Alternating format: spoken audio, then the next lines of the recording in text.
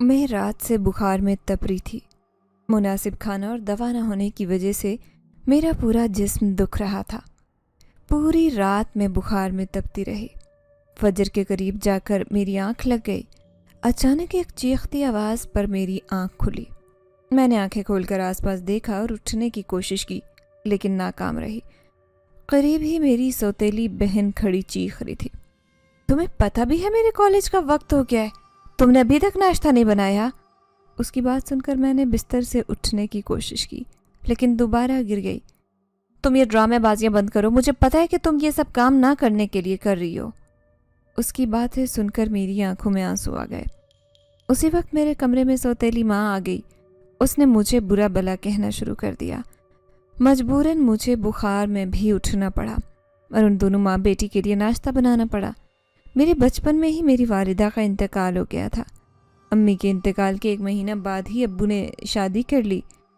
कहने को उन्होंने ये शादी मेरी अच्छी परवरिश के लिए की थी, क्योंकि उस वक्त मेरी उम्र सिर्फ 6 साल थी। वो चाहते थे कि मेरी परवरिश माँ के साए में हो। लेकिन मेरी माँ ने आने के बाद मेरी परवरिश होने के बजाय मेरी ज़िंदगी अजीरन बना दी थी। वो छोटी सी उम्र में ही मुझसे काम करवाने लगी। अगर मैं आगे से कुछ कहती तो मुझे भी धोकर रख देती। उसने अब्बू को भी अपनी बातों के जाल में फंसा लिया था।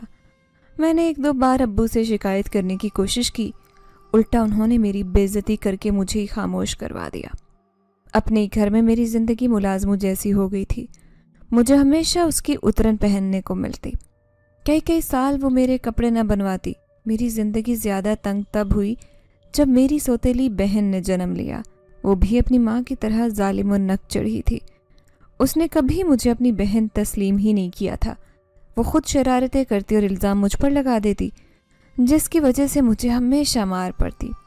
मेरी हमदर्द सिर्फ एक दादू थी, जो साल में 1 बार हमारे घर रहने आती थी। वो अरसा मेरे लिए सुकून का अरसा होता, और दादू की मौजूदगी में मेरी माँ मुझे कुछ नहीं कहती थी। लेकिन मेरी दादू को सब पता था कि वो किस कदर जालिम औरत है। उन्होंने मुझे अपने साथ घर ले जाने के लिए कहा, लेकिन मेरी माँ ने इनकार कर दिया, क्योंकि ऐसे उनका आराम और सुकून ख़राब हो रहा था। नाश्ता बनाने के बाद मैं सहन में आकर बैठी हुई थी। मेरी माँ ने नया हुक्म जारी कर दिया, मशीन लगाकर कपड़े धोना शुरू करो। मेरे जिस्म में जान ही बची नहीं थी। मुझे यूँ लग रहा था कि अभी गिरकर बेहोश हो जाऊंगी। अचानक दरवाजे पर दस्तक हुई। मैंने जाकर दरवाज़ा खोला। वहाँ मेरा छोटा कज़न खड़ा था, जिसने हाथ में दवाइयों का शॉपर पकड़ रखा था। मैंने उसका शुक्र अदा किया। चंद ही दिनों में तबीयत संभल गई। कुछ दिनों से हमारे घर में मेरी माँ और बहन के दरमियान सरगोशियों का तबादला हो रहा था, और हर वक्त वो सर जोड़े आपस में लगी रहती। और जब मैं उनके पास जाती तो अचानक चुप हो जाती और हमेशा की तरह मुझे डांट कर वापस भेज देती। कुछ ही दिन बाद ये राज भी खुल गया। मेरी सौतेली बहन का एक बहुत अच्छी जगह से रिश्ता आया था। मेरे दिल में एक होक सी उठी थी कि बड़ी बेटी तो मैं थी, पहले उन्हें मेरे बारे में सोचना चाहिए था। फिर मैं ये सोचकर खामोश हो गई कि ऐसे खुदगर्ज लोगों को किसी की परवाह कहाँ होती है। पूरे घर में खुशी का सामा था। हर कोई इस रिश्ते से खुश था। चंद ही दिनों में मेरी बहन की शादी हो गई और वो अपने घर चली गई। उसके बाद मेरी ज़िंदगी थोड़ी आसान हो गई। लेकिन अब मुझे लगता था कि मैं अपनी माँ की आंखों में खटकने लगी हूँ। वो हर वक्त मुझे घूरती, हर वक्त अब्बा से मेरी शादी की बात करती कि इसकी उम्र निकली जा रही है, बल्कि इसकी उम्र निकल चुकी है। अब अगर इसके लिए कोई रिश्ता आया भी तो किसी शादीशुदा का आएगा। अम्मी की बात सुनकर मैं काम चाहती। फिर वही हुआ जिसका डर था। अम्मी मेरे लिए एक शादीशुदा बूढ़े का रिश्ता लेकर आई। न जाने उसने अब्बा को ऐसा क्या कहा कि अब्बा भी रिश्ते के लिए राज़ी हो गया। मैंने अब्बा से बात करने की कोशिश की, लेकिन उसने मुझे डांट कर खामोश करवा दिया। मुझे समझ नहीं आ रहा था कि मैं क्या करूं। मेरी ज़िंदगी का इतना बड़ा फैसला उन्होंने कैसे इतनी आसानी से कर दिया। कुछ ही दिन बाद मेरे वालिद का इंतकाल हो गया। मुझे ऐसे लगा जैसे 7वां आसमान मेरे सर पर गिर गए हैं। इस दुनिया से मेरा आखिरी सहारा भी चला गया था। मुझे अपना मुस्तकबिल स्याह नज़र आ रहा था, जो सिर्फ़ और सिर्फ मेरी सौतेली माँ के ताबे था। मुझे किसी भी सूरत में ये शादी नहीं करनी थी। मैंने घर से भागने का सोचा। निकाह से 1 रात कबल सब सो रहे थे। मैं दबे पाँव घर से बाहर निकल गई और अपने मामू के घर आ गई।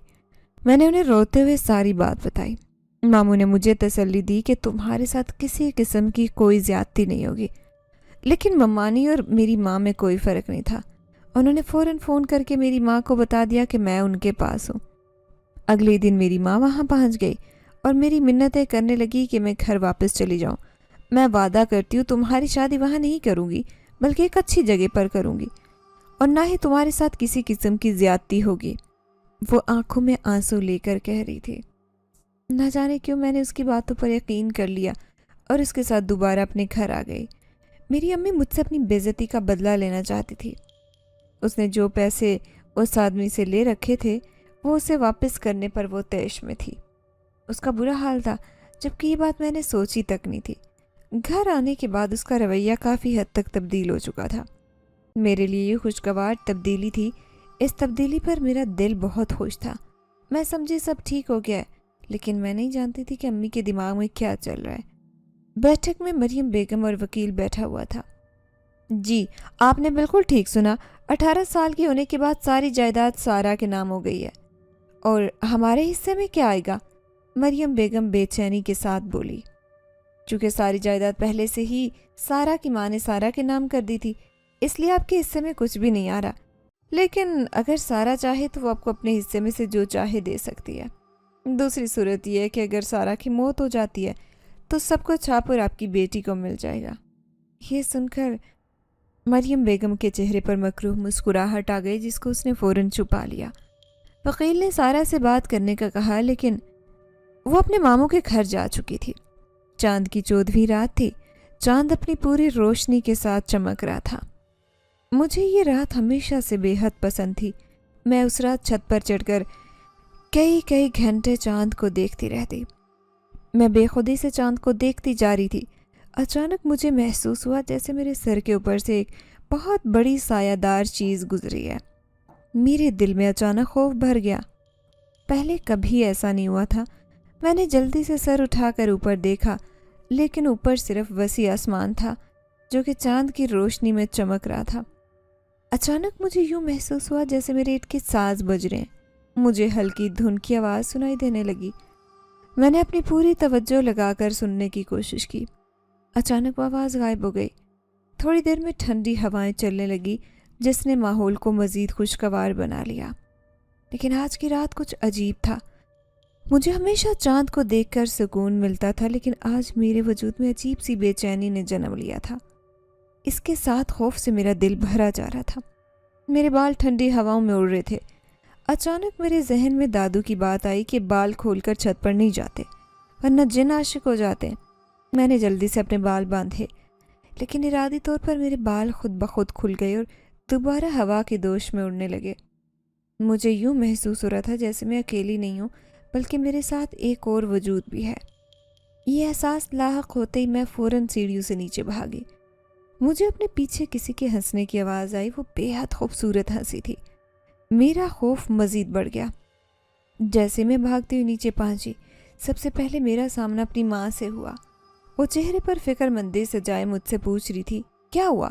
میں نے بات ٹال دی اور اپنے کمرے میں چلی گئی۔ اس رات مجھے بے حد عجیب اور پراسرار خواب آئے۔ میری پوری رات آدھی سوئی آدھی جاگی کیفیت میں گزری۔ ایک دن امی نے اپنے ساتھ شاپنگ کے لیے چلنے کا کہا۔ مجھے حیرت ہوئی کیونکہ وہ مجھے کم ہی باہر لے کر جاتی تھی۔ میں امی کے ساتھ چل دی۔ اپنے کپڑے لینے کے بعد امی نے مجھے 2 جوڑے لے کر دیے۔ یہ ایک کے بعد ایک دوسرا جھٹکا تھا۔ ہم سڑک کراس کر ہی رہے تھے کہ اچانک ایک گاڑی تیز رفتاری سے آئی۔ مجھے لگا امی نے مجھے زور سے دھکا دیا۔ دھکا لگنے سے میں منہ کے بل سڑک کے درمیان میں جا گری۔ اچانک اس گاڑی نے زور سے بریک ماری اور میرے بالکل قریب آ کر رکی۔ مجھے یوں لگ رہا تھا جیسے کسی نے آگے بڑھ کر اس گاڑی کو روکا ہو۔ کیونکہ گاڑی کی سپیڈ بے حد تیز تھی، وہ چاہ کر بھی بریک نہ مار پاتی۔ گاڑی کا ڈرائیور خود حیران تھا، لیکن خوش بھی تھا کہ ایکسیڈنٹ ہونے سے بچ گیا۔ میری امی تیزی سے بھاگتی میرے پاس آئی اور کہنے لگی، تم ٹھیک ہو؟ تمہیں کچھ ہوا تو نہیں؟ دیکھ کر روڈ کراس کرتے ہیں۔ جبکہ میرے ذہن میں کچھ دیر پہلے کا واقعہ چل رہا تھا۔ کیا امی نے واقعی مجھے دھکا دیا تھا یا مجھے خود بخود ٹھوکر لگی تھی؟ میں نے تمام خیالات جھٹکے اور گھر واپس آ گئی۔ کچھ دن بعد میں چھت پر کپڑے ڈال رہی تھی۔ کپڑے ڈالنے کے بعد جیسے ہی میں سیڑھیوں سے اتری، میرا پاؤں بری طرح سے پھسلا۔ میں ابھی سر کے بل زمین پر جا کر گرتی کہ مجھے یوں محسوس ہوا جیسے کسی نے مجھے پکڑ کر سہارا دیا ہو۔ میں نے جب آنکھیں کھولی تو دیکھا کہ میں نیچے کھڑی تھی۔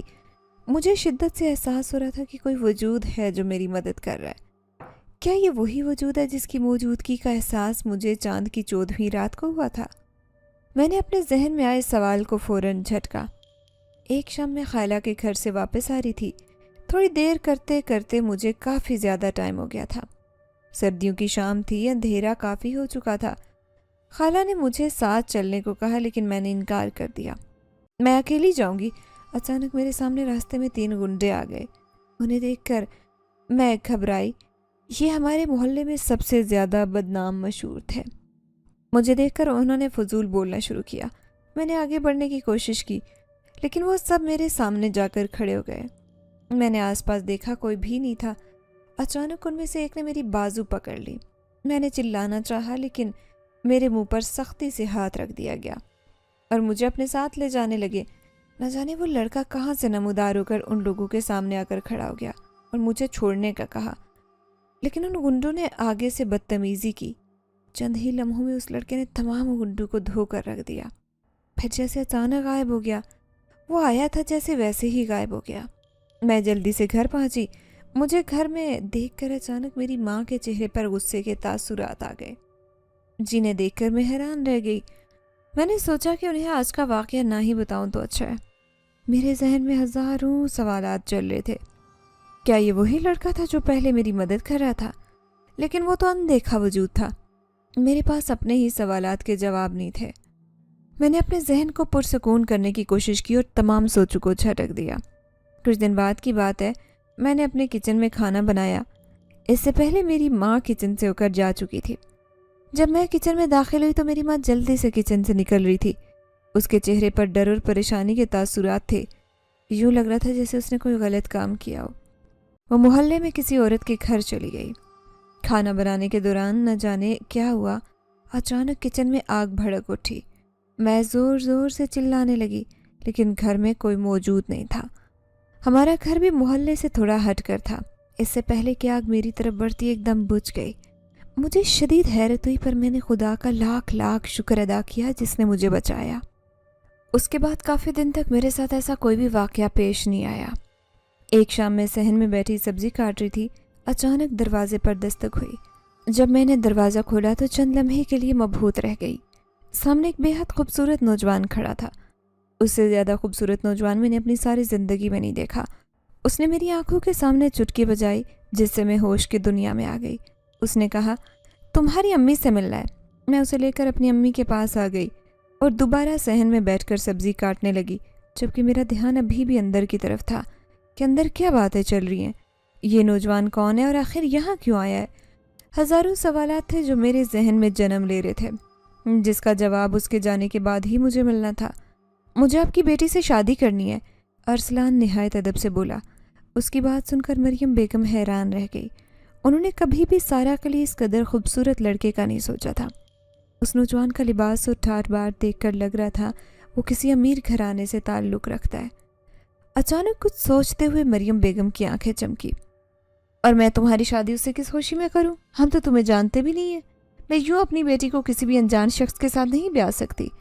اس کی بات سن کر ارسلان مسکرایا اور کہنے لگا، اس کے بدلے جو آپ چاہتی ہیں آپ کو ملے گا، سونا، دولت، گھر، گاڑی، جو بھی آپ چاہیں۔ مریم بیگم کی آنکھیں لالچ سے چمک پڑی۔ انہوں نے فوراً ارسلان کو سارا کا رشتہ دے دیا۔ اس نوجوان کے جانے کے بعد میں امی کے پاس آئی۔ امی، وہ کون تھا اور کیا کہنے آیا تھا؟ وہ تمہارا رشتہ مانگنے آیا تھا۔ میں نے اس سے تمہارا رشتہ طے کر دیا۔ شادی کی تیاریاں کرو اپنی، ایک ہی ہفتے میں تمہاری اس کے ساتھ شادی ہو جائے گی۔ میں ان کی بات سن کر حیران رہ گئی، لیکن میں دل میں مطمئن بھی تھی کہ کم از کم وہ کوئی بوڑھا 2 بچوں کا باپ تو نہیں تھا، لیکن اندر سے خوفزدہ بھی تھی۔ نہ جانے وہ شخص کیسا ہوگا، اس کا مزاج کیسا ہوگا۔ تقریباً ایک ہی ہفتے میں میری شادی ہو گئی، لیکن اس ایک ہفتے میں ہمارے گھر میں پیسوں اور باقی تمام آسائشوں کا ڈھیر لگ گیا۔ اب مجھے تھوڑی تھوڑی بات سمجھ میں آ رہی تھی کہ امی نے لالچ میں آ کر یہ شادی طے کی ہے۔ تقریباً ایک ہفتے بعد میری رخصتی ہو گئی۔ ارسلان مجھے لے کر قدرے ایک ویران جگہ میں بنی عالیشان حویلی میں لے آیا۔ میں حیران ہو گئی کہ آخر اس جنگل میں اتنی عالیشان حویلی بنانے کا کیا مقصد ہے۔ یہ حویلی وہ آبادی میں بھی بنا سکتا تھا، لیکن میں نے اسے کوئی سوال نہیں کیا۔ میری تنی ہوئی بھووں کو دیکھ کر وہ سمجھ گیا اور خود ہی کہنے لگا، مجھے لوگوں سے زیادہ ملنا جلنا پسند نہیں، میں اپنا زیادہ تر وقت تنہائی میں گزارنا پسند کرتا ہوں۔ اس کی بات سن کر میں خاموش ہو گئی۔ وہ بہت خوبصورت حویلی تھی جہاں پر ہر قسم کی آسائشیں موجود تھی، لیکن اس حویلی میں ایک عجیب سی پراسراریت اور بے چینی پھیلی تھی۔ میں کہیں بھی اکیلی نہیں بیٹھ سکتی تھی۔ جب بھی کہیں اکیلی جا کر بیٹھتی مجھے یوں لگتا جیسے ہر طرف سے لوگ مجھے گھور رہے ہیں۔ نہ جانے کتنے ہی لوگوں کی نظروں کی تپش مجھے اپنے چہرے پر محسوس ہوتی، جس سے میری بے چینی میں اضافہ ہو جاتا۔ کئی بار میں نے ارسلان کو اس بارے میں بتایا، لیکن اس نے ہنس کر میری بات ٹال دی کہ یہ تمہارا وہم ہے۔ مجھے ارسلان کی حرکتیں بھی بے حد مشکوک لگتی۔ کچھ لمحوں میں وہ ایک جگہ پر ہوتا، بلکہ دوسرے ہی پل نہ جانے وہ کہاں ہوتا۔ مجھے یوں لگ رہا تھا جیسے میری زندگی ایک پہیلی بنتی جا رہی تھی جسے تمام عمر سلجھانے میں نکل جائے گی۔ میں کئی بار ارسلان کو بتاتی کہ مجھے یہاں بچوں کے رونے کی آوازیں آتی ہیں۔ وہ مجھے یہ کہہ کر ٹال دیتا کہ شاید تمہیں بچے بے حد پسند ہیں، اسی وجہ سے تم ہر وقت ان کی آوازیں سنتی ہو۔ اس کی بات سن کر مجھے کچھ ہونے لگتا۔ دوسری طرف وہ میری ہر ضرورت کا خیال رکھتا، میری کوئی بھی چیز ختم ہونے سے پہلے ہی لے آتا۔ بے حد پیار کرنے والا شوہر ثابت ہوا تھا۔ کبھی کبھار تو مجھے اپنی قسمت پر رشک آنے لگتا، لیکن اتنا زیادہ عرصہ گزر جانے کے باوجود میں اپنے گھر نہیں گئی تھی۔ ایک بار میں نے اپنے گھر جانے کی بات کی، لیکن اس نے ٹال دیا۔ اس کے موڈ کو سمجھنا میرے لیے مشکل ہوتا جا رہا تھا۔ پل میں تولا پل میں ماشا، یہ اس کی فطرت تھی۔ ایک دن ارسلان کو کچھ ضروری کام کے لیے شہر سے باہر جانا تھا، جہاں اسے کافی دن لگ سکتے تھے۔ اس دوران میں نے اسے اجازت مانگی کہ میں اپنی امی کے گھر چلی جاؤں، لیکن اس نے مجھے صاف انکار کر دیا کہ حویلی میں ہی رہو۔ حویلی میں اکیلے رہنے کا سوچ کر ہی میری سانس بند ہو رہی تھی۔ مجھے یہاں سے بے حد خوف محسوس ہوتا تھا۔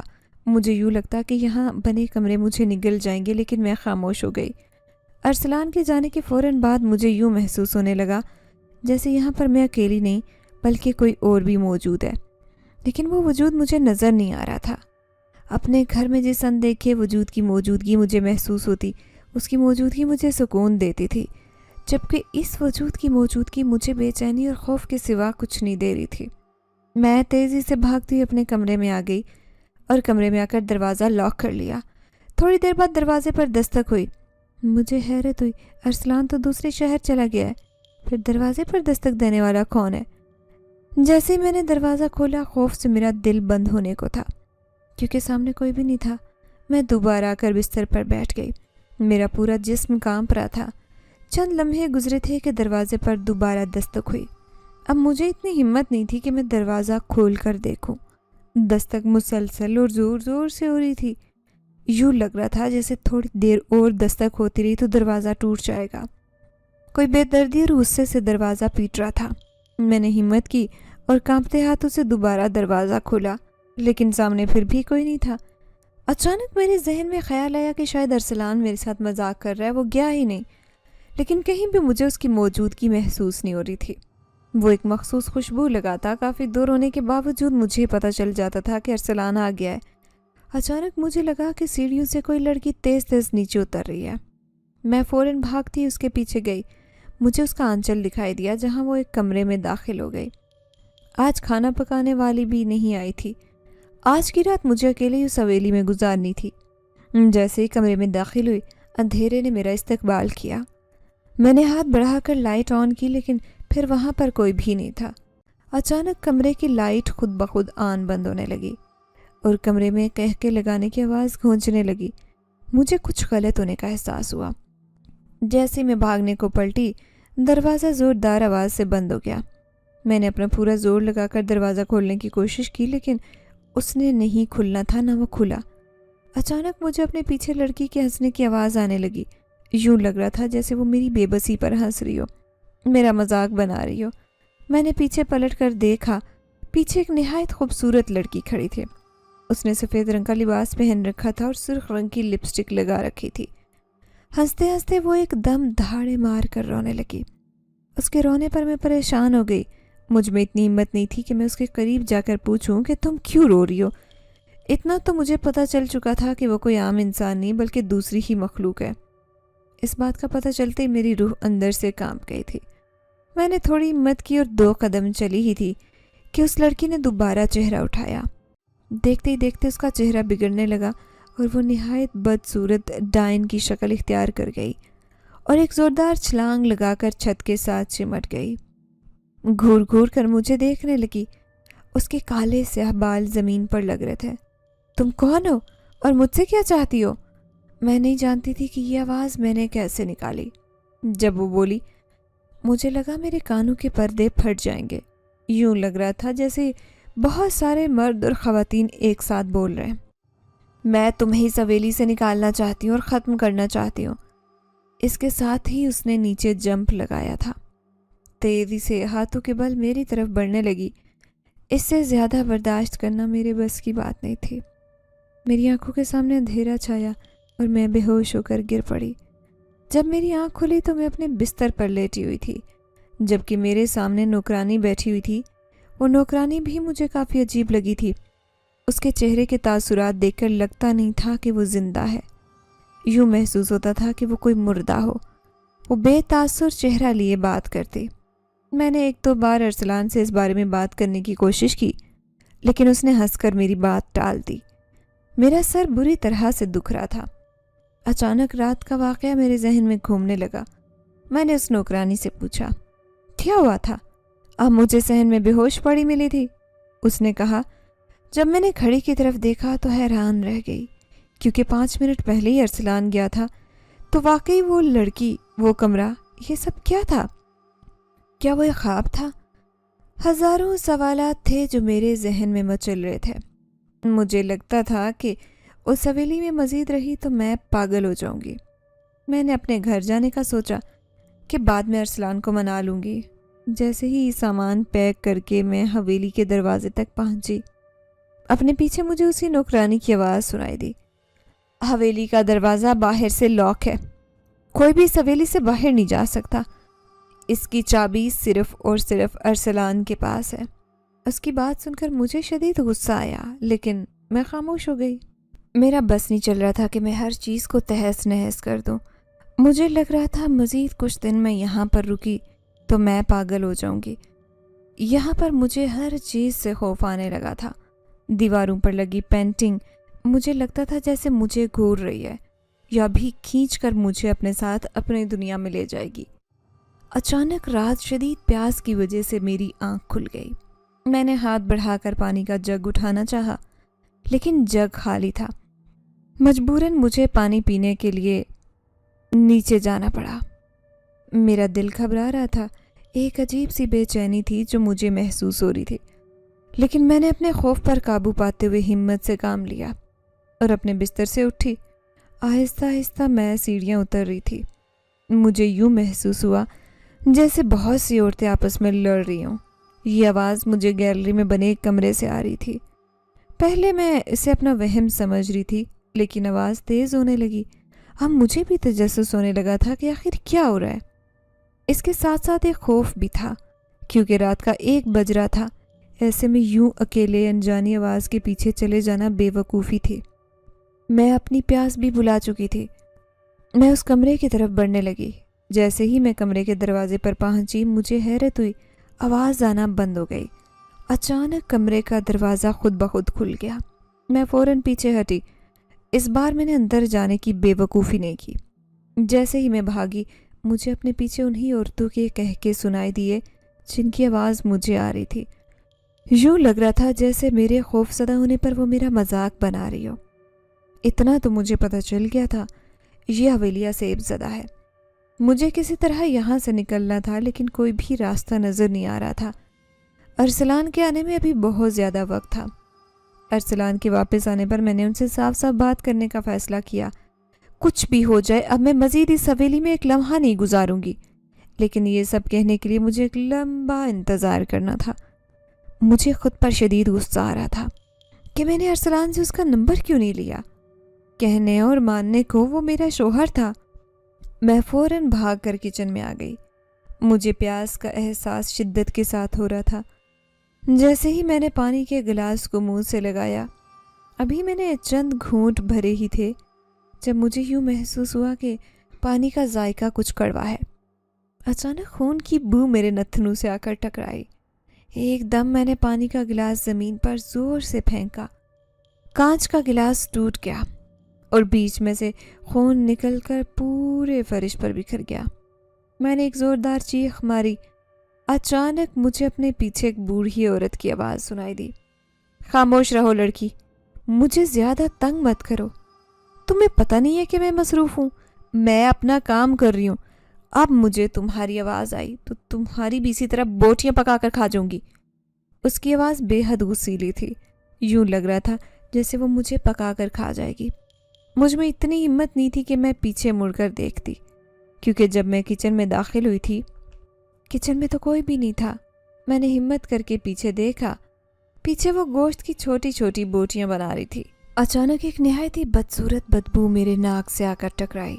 یکدم وہ ان چھوٹی چھوٹی بوٹیوں کو منہ میں ڈال کر کھانے لگی۔ اس کی یہ حرکت دیکھ کر میرے منہ سے ایک زوردار چیخ نکلی۔ اس نے ناگواری سے مجھے دیکھا اور یکدم زور سے ہاتھ میز پر مارے۔ دفع ہو جاؤ یہاں سے، ورنہ تمہارے ساتھ جو ہوگا اس کی ذمہ دار تم خود ہوگی۔ تمہارا شوہر بھی تمہیں نہیں بچا پائے گا۔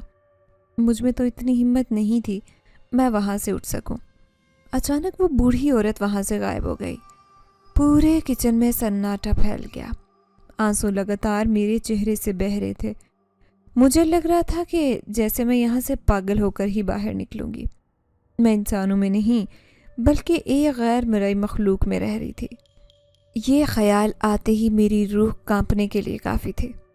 نہ جانے کیسے مجھ میں اتنی ہمت پیدا ہوئی۔ میں وہاں سے اٹھی اور اپنے کمرے میں آ گئی۔ وہ پوری رات میری جاگتے ہوئے گزری۔ ہر لمحہ مجھے یوں محسوس ہوتا جیسے کوئی میرے پاس سے گزرا ہے یا میرے قریب آ کر بیٹھا ہے۔ میں اپنے کمرے میں بھی محفوظ نہیں تھی۔ رات کے 3 بجے کا وقت تھا جب دوبارہ دروازے پر دستک ہوئی، لیکن اس بار میں نے خود سے وعدہ کیا تھا کہ کچھ بھی ہو جائے رات کے وقت دروازہ نہیں کھولوں گی۔ دستک مسلسل ہو رہی تھی اور دروازہ زور زور سے بج رہا تھا، لیکن میں نے دروازہ نہیں کھولا اور سر لپیٹے لیٹی رہی۔ تقریباً 1 پورا گھنٹہ دستک ہوتی رہی۔ اس کے بعد مجھے ایک عورت کے زور زور سے چلانے کی آواز آئی۔ یوں لگ رہا تھا جیسے وہ شدید غصے میں ہو۔ میرے دل میں اچانک خوف بھر گیا۔ اس کا غصہ دیکھ کر مجھے یوں ڈر لگ رہا تھا کہ کہیں ایسا نہ ہو وہ کمرے میں داخل ہو جائے میرے۔ اگر وہ اندر آ گئی تو میرے ساتھ کیا سلوک کرے گی؟ صبح تقریباً 5 بجے کے قریب فجر کے اذانوں کے ساتھ ہی میری آنکھ لگ گئی۔ دن کو جب میں اٹھی گھڑی دن کا 1 بجا رہی تھی۔ رات کو لیٹ سونے کی وجہ سے میری آنکھ صبح دیر سے کھلی۔ دروازے پر دوبارہ دستک ہوئی۔ اچانک دستک پر میں ڈر گئی، لیکن مجھے باہر سے نوکرانی کی آواز آئی، بی بی کھانا تیار ہے، آ کر کھانا کھا لیں۔ میں نے سکھ کا سانس لیا۔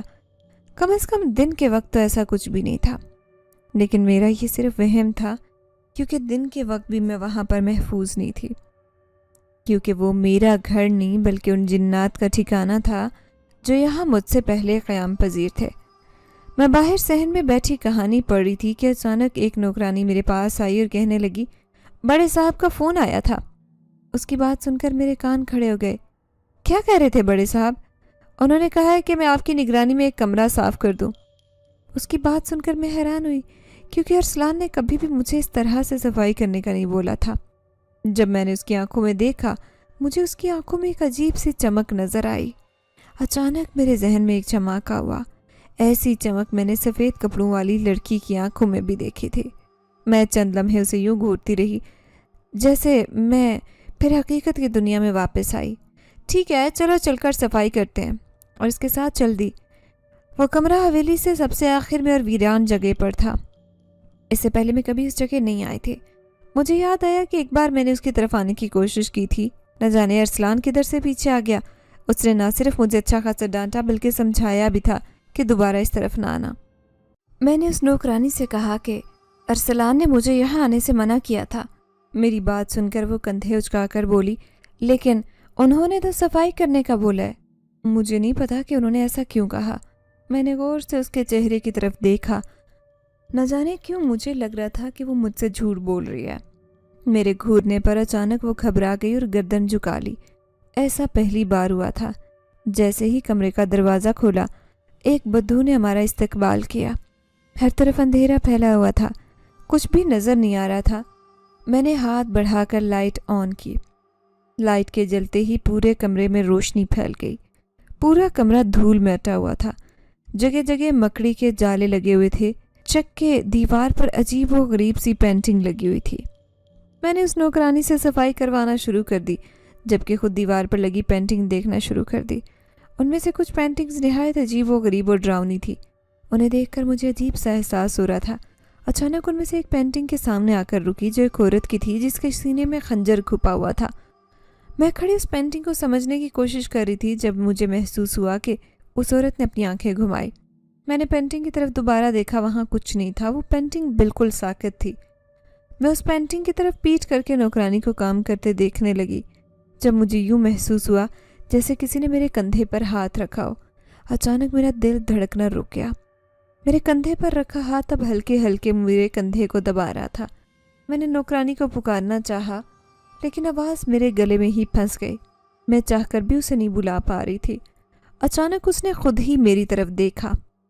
میرے جسم کو ایک جھٹکا لگا، یوں جیسے میں آزاد ہو گئی ہوں۔ اس کے بعد مجھے یوں محسوس ہونے لگا جیسے وہ تمام پینٹنگز اور ان میں موجود لوگ زندہ ہیں، مجھے گھور رہے ہیں۔ وہاں پر مزید رکنے کی مجھ میں ہمت نہیں رہی۔ میں پل میں ہی وہاں سے تیزی سے نکلی۔ اس سے پہلے نوکرانی مجھے روکتی، میں دروازہ پار کر کے آ گئی۔ اپنے پیچھے مجھے ہلکے سے ڈانٹنے کی آواز بھی آئی۔ کوئی عورت نوکرانی کو ڈانٹ رہی تھی۔ تمہیں کہا بھی تھا کہ اسے یہاں پر روک کر رکھو۔ یہ آواز سن کر میری آنکھوں میں آنسو آ گئے۔ یعنی وہ نوکرانی بھی میری ساتھی نہیں بلکہ انہی کے ساتھ ملی ہوئی تھی، یا پھر یہ بھی انہی میں سے تھی۔ اب مجھے اس سے بھی خوف محسوس ہونے لگا۔ دن بدن میں پاگل ہوتی جا رہی تھی، میں سب کچھ بھلا چکی تھی۔ مجھے بھوک کا شدت سے احساس ہوا۔ شام کے 5 بج رہے تھے۔ جیسے ہی میں کچن میں داخل ہوئی ٹھٹک کر رک گئی، کیونکہ وہاں پہلے سے یہ خاندان بیٹھا کھانا کھا رہا تھا۔ میں کچن کے دروازے پر ہی کھڑی اندر کے منظر کو دیکھنے لگی۔ ماحول بے حد خوشگوار تھا، وہ آپس میں ہنستے ہوئے باتیں کر رہے تھے۔ میں نے 1-2 بار کھانسی کر کے انہیں مخاطب کرنا چاہا، لیکن وہ میری بات سن نہیں پا رہے تھے۔ میں نے واپس جانے کی کوشش کی، لیکن یوں لگ رہا تھا جیسے میرے قدم زمین پر ہی جم گئے ہوں۔ ایسے ہی میری آنکھیں اس خاندان پر جمی تھی۔ نہ جانے ایک عورت اور مرد کہاں سے نمودار ہوئے اور ہنستے ہوئے اسی میز پر آ کر بیٹھ گئے۔ میں خاموش تماشائی بنی وہ منظر دیکھ رہی تھی۔ میرے دیکھتے ہی دیکھتے نئی آنے والی عورت نے نیچے سے تھوڑی نکالی اور سامنے بیٹھی بوڑھی عورت کے سر پر زور سے مارنے لگی اور اسے جان سے مار دیا۔ اس کے ساتھ بیٹھے مرد نے بالکل ایسا ہی کیا۔ دیکھتے ہی دیکھتے ان دونوں نے مل کر پورے خاندان کو مار دیا۔ میں نے چیخنے کی کوشش کی، لیکن آواز میرے گلے سے نکلنے سے قاصر تھی۔ اچانک اس عورت نے مجھے دیکھا اور میری طرف لپکی۔ اس سے پہلے کہ وہ مجھ پر حملہ کرتی، میرا جسم آزاد ہو چکا تھا اور میں فوراً وہاں سے بھاگی۔ وہ عورت مسلسل میرے پیچھے آ رہی تھی۔ میں نے نوکرانی کو آواز دی، لیکن پتہ نہیں وہ بھی کہاں جا کر سو گئی تھی۔ نہ جانے میرے ذہن میں کہاں سے خیال آیا، میں اونچی اونچی آیت الکرسی پڑھنے لگی۔ میرے پڑھنے کی دیر تھی کہ وہ عورت غائب ہو گئی۔ میں نے خود کو دل ہی دل میں کوسا کہ اتنا زیادہ وقت میں ڈرتی رہی، اس کلام کا سہارا کیوں نہیں لیا۔ دراصل میرے دماغ نے کام کرنا بالکل چھوڑ دیا تھا۔ مجھے کچھ سمجھ نہیں آ رہا تھا کہ میرے ساتھ کیا ہو رہا ہے۔ اگلے دن صبح میں جلدی اٹھ گئی۔ میں میز پر بیٹھی ناشتہ کر رہی تھی کہ وہ بوڑھی عورت دوبارہ نمودار ہو گئی۔ میرے سامنے بیٹھ کر کچا گوشت کھانے لگی، ساتھ ساتھ مجھے گھورنے لگی۔ اس کی آنکھوں میں عجیب سی وحشت تھی، یوں محسوس ہوتا جیسے میں نے یہ آنکھیں پہلے بھی دیکھ رکھے ہوں۔ اچانک اس کی تیز آواز میرے کانوں میں ٹکرائی، تمہارے شوہر جیسی ہے میری آنکھیں۔ یہ کہہ کر وہ وہاں سے ہنستی ہوئی غائب ہو گئی۔ کچھ ہی دیر بعد حویلی کا دروازہ کھلا اور ارسلان اندر داخل ہوا۔ ارسلان کو دیکھتے ہوئے میں بھاگتی ہوئی اس کے پاس گئی اور زور زور سے رونے لگی۔ مجھے روتا دیکھ کر وہ یکدم پریشان ہو گیا اور پوچھنے لگا، کیا ہوا ہے؟ میں نے اسے تمام واقعات اور ساری باتیں بتا دی۔ یکدم وہ شدید غصے میں آ گیا۔ غصے میں آنے کی وجہ سے ایک دم اس کی آنکھوں کا رنگ بدلا۔ اس کی آنکھوں کا رنگ بدلتے میں نے دیکھ لیا تھا۔ نہ جانے میرے ذہن میں کیا سمائی۔ اس کے سامنے میں زور زور سے آیت الکرسی پڑھنے لگی۔ میرے دیکھتے ہی دیکھتے وہ اپنے اصل روپ میں آ گیا۔ تو کیا وہ بھی ایک جن ذات تھا؟ یہ سوچتے ہوئے میں بے ہوش ہو کر زمین پر گر پڑی۔ جب مجھے ہوش آیا، میں اپنے بستر پر لیٹی ہوئی تھی، جبکہ قریب ہی ارسلان بیٹھا ہوا تھا۔ تم کون ہو؟ میں نے اس سے ڈرتے ڈرتے پوچھا۔ تم نے مجھ سے شادی کیوں کی؟ مجھ سے کیا چاہتے ہو؟ میں ایک جن زاد ہوں۔ जिस दिन तुम चांद की 14वीं को अपनी छत पर चांद देख रही थी, उस वक्त मैं तुम्हारे घर की छत से गुजरा। मेरी नज़र तुम पर गई। मुझे तुम बेहद पसंद आई। उस वक्त तुम्हारे बाल खुले थे जबकि तुम्हारे चेहरे पर मासूमियत फैली थी। मैं तुम पर आशिक हो गया। और जब मुझे पता चला कि तुम्हारी माँ जालिम है, वो तुम पर जुल्म करती है, तुम्हारी जान लेना चाहती है, उस वक्त के बाद से मैं तुम्हारे साथ हो गया। तुम्हें हर जगह बचाने वाला मैं ही था, लेकिन ऐसे हर वक्त तुम्हारे साथ नहीं रह सकता था। मुझे अक्सर कोकाफ वापस जाना पड़ता। तुम्हारी माँ तुम्हारी जान की दुश्मन बनी हुई थी। वो हर सूरत तुम्हें कत्ल करके तुम्हारी दौलत हथियाना चाहती थी। इसलिए तुम्हारी हिफाजत की खातिर मैंने तुमसे शादी कर ली और तुम्हें अपने साथ इस हवेली में ले आया। लेकिन मुझे पता चल गया कि तुम यहाँ भी महफूज नहीं हो। कोहकाफ में जिन्नात को मेरी शादी का इल्म हो गया, इसलिए वो तुम्हें तंग करने की हर मुमकिन कोशिश करेंगे। यहाँ पर तुम्हें तंग करना उनके लिए आसान बात थी। इसलिए मैं चाहता हूँ कि तुम अपनी माँ के पास कुछ दिन रहो। फिक्र मत करो, तुम्हारी माँ अब तुम्हें कोई नुकसान पहुँचाने की कोशिश नहीं करेगी। उसे सिर्फ दौलत से मतलब था, जो उसे उसकी सोच से भी ज़्यादा मिल चुकी है। मैं बेहद हैरानी से जिनजात की बातें सुनती जा रही थी। मेरे जहन में सवालात का ना ख़त्म होने वाला तूफ़ान चल रहा था, लेकिन ये ऐसे सवालात थे जिनका जवाब मैंने खुद ही तलाश करना था। कुछ ही दिनों के बाद वो जिनजात मुझे मेरे घर में छोड़ गया। अरसलान ने बिल्कुल ठीक कहा था। मेरी माँ का रवैया पहले से बेहद अच्छा हो गया। वो मुझे पलकों पर बिठा रही थी और मेरा हर तरह से ख्याल रख रही थी। घर की हालत भी बिल्कुल बदल चुकी थी। घर पहले से बेहद खूबसूरत हो गया था। अरसलान ने मुझे एक अंगूठी दी और कहा कि कभी भी ये अंगूठी नहीं उतारनी। जब तक ये अंगूठी मैं पहने रखूँगी, कोई भी जिन्नात मुझे नुकसान नहीं पहुँचाएंगे। अरसलान ने मेरे घर आना कम कर दिया था। वो किसी भी सूरत मुझे नुकसान नहीं पहुँचाना चाहता था, क्योंकि उसका पूरा कबीला उसका दुश्मन बन गया था। वो जब भी आता उनसे छुपकर मुझसे मिलने आता। अरसलान ने मुझे बताया कि हवेली में उसे तंग करने वाला कोई और नहीं बल्कि उसकी अपनी मंगेतर थी। न जाने कैसे उसे उसकी शादी का पता चल गया। मेरे पास कपड़े काफ़ी पुराने हो गए थे। एक दिन मैं ड्राइवर के साथ शॉपिंग करने के लिए गई। न जाने बाजार में किसी ने मेरी अंगूठी उतार ली। मैं जब वापस जा रही थी तो मैंने देखा मेरे हाथ खाली हैं। गौर करने पर मालूम हुआ कि अंगूठी मेरे हाथों में नहीं थी। अचानक मेरे दिल में खौफ पैदा हो गया। अरसलान ने मुझे कहा था कि उसकी मंगेतर हर वक्त मेरी ताक में लगी रहती है। मैं यही सोच रही थी जब मुझे महसूस हुआ कि मेरे साथ कोई चल रहा है। ये ख्याल आते ही मेरे रोंगटे खड़े हो गए। मैं मज़ीद किसी किस्म के हादसे के लिए तैयार नहीं थी। मैं जल्दी से गाड़ी में जाकर बैठ गई और ड्राइवर को कहा, जल्दी घर पर चलो। लेकिन देखते देखते मैं गाड़ी से एक जंगल में पहुंच गई। पीछे ड्राइवर हैरान परेशान रह गया। वो मेरे अचानक गायब होने की वजह से काफ़ी डर गया था। मैंने देखा जंगल बहुत बड़ा और घना था, जबकि दूर दूर से जानवरों के गुर्राने की आवाज़ें आ रही थी, जिन्होंने माहौल को मज़ीद दहशतनाक बना रखा था। मुझे जानवरों से हमेशा बहुत खौफ महसूस होता। ऐसे में यूँ जानवरों के दरमियान तन्हा होना ही मेरे लिए सुहाने रूह था। अचानक मुझे अपने पीछे किसी लड़की के कहके की आवाज़ सुनाई दी। जब मैंने पीछे पलट कर देखा, पीछे वही लड़की खड़ी थी जिसने उस दिन सफ़ेद रंग के कपड़े पहन रखे थे। ये ज़रूर अरसलान की मंगेतर थी। अचानक मेरे जहन में ख्याल आया। अचानक वो लड़की बोली, तुम ठीक सोच रही हो, मैं ही अरसलान की मंगेतर हूँ और तुम्हें इसकी ज़िंदगी से निकाल फेंकूंगी। अब तुम सारी ज़िंदगी इसी जंगल में गुजारोगी। तुम्हें यहाँ से कोई भी निकाल नहीं पाएगा। या तो तुम यहाँ पर मर जाओगी या फिर अपनी जान खुद ही बचाओगी। ये कहकर वो हंसती हुई वहाँ से गायब हो गई, जबकि पीछे मैं तन्हा जंगल के दरमियान खड़ी रह गई। भूख से मेरा बुरा हाल था। मुझ में मज़ीद चलने की हिम्मत नहीं हो रही थी, ना ही मुझे रास्ता पता था कि मैंने कहाँ जाना है। अगर कहीं कोई जंगली जानवर आ गया तो मैं क्या करूँगी? क्या किया तुमने इसके साथ? अरसलान ज़ोर ज़ोर से चिल्ला रहा था। मैंने कुछ भी नहीं किया। तुम्हें पता है मुझे इसकी ज़ात से ज़र्रा बराबर दिलचस्पी नहीं। दिलावेज मुस्कुराते हुए बोली, अगर इसे कुछ हुआ तो मैं तुम्हें जान से मार दूंगा। अरसलान गुस्से से कहता हुआ वहाँ से चला गया। तकरीबन रात हो चुकी थी। मैं यूं ही जंगल में भटक रही थी। अचानक मुझे बहुत सारे लोगों के चीखने की आवाज़ें आई। उन्हें जाने कौन सी ज़ुबान में बातें कर रहे थे। ज़रूर वो जंगली थे। मैंने जंगलियों के मुताल्लिक सुन रखा था कि वो अपनों के अलावा किसी के साथ ही नहीं होते, और यही हुआ। मुझे देखते ही उन्होंने मुझे गिरफ्तार कर लिया और अपने साथ बांध कर ले गए। वो मुझे एक छोटे से गांव में लेकर गए। एक दरख्त के साथ बांध दिया।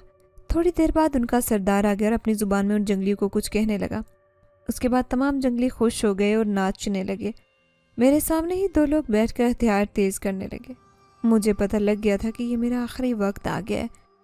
اس سے پہلے وہ مجھے نقصان پہنچاتے، جنزاد نہ جانے کہاں سے آ گیا اور مجھے اپنے ساتھ لے گیا۔ وہ مجھے میرے گھر میں لے آیا اور میرے سامنے اپنی گردن جھکا لی۔ میں تمہارے سامنے بہت شرمندہ ہوں۔ میں تمہاری حفاظت نہیں کر سکا۔ میرے لیے سب سے زیادہ ضروری تمہارا محفوظ رہنا ہے۔ اس کے لیے مجھے تم سے دور جانا پڑے گا۔ جب تک میں تمہارے ساتھ ہوں، میرے قبیلے کے لوگ تمہیں نقصان پہنچانے کی کوشش کریں گے۔ میری منگیتر کا بس چلے وہ تمہیں جان سے مار دے۔ میں ہمیشہ ہمیشہ کے لیے اس دنیا سے اور تمہاری زندگی سے جا رہا ہوں۔ اگر میں نے ایسا نہیں کیا، نہ صرف میں اپنے گھر والوں سے بلکہ تم سے بھی ہاتھ دھو بیٹھوں گا۔ میں اپنے گھر کا واحد چشم و چراغ ہوں۔ امید کرتا ہوں کہ تم ہمیشہ خوش رہو گی اور مجھے اپنی دعاؤں میں یاد رکھو گی۔ یہ کہہ کر وہ جنزاد میری زندگی سے ہمیشہ ہمیشہ کے لیے غائب ہو گیا۔ اس کے بعد میری شادی ایک اور جگہ پر ہو گئی۔ میں اپنی زندگی میں بہت خوش ہوں، لیکن اکثر مجھے اس کی یاد ستاتی ہے۔